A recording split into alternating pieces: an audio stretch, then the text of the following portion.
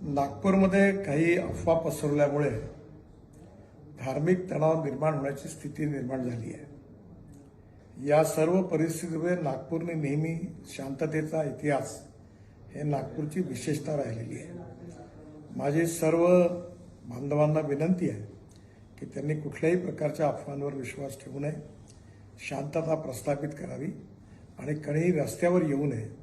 सगळ्यांनी कायदा आणि व्यवस्थेला सहकार्य करावं आणि सलोख्याचं आणि सौहार्दाचं वातावरण ठेवण्याची नागपूरची जी परंपरा आहे त्या परंपरेनुरूप आपला व्यवहार करावा।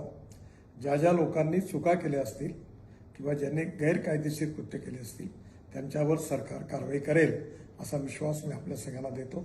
माननीय मुख्यमंत्र्यांनाही या संबंधातली सर्व माहिती मिळालेली आहे, त्यामुळे आपण कुठल्याही अफवांवर विश्वास न ठेवता आपण सगळ्यांनी सहकार्य करावं आणि प्रेमाचं सौहार्दाचं उत्तम वातावरण ठेवण्याकरता मदत करावी, पोलिसांना मदत करावी असं माझी आपल्या सगळ्यांना नम्र विनंती आहे। नमस्कार।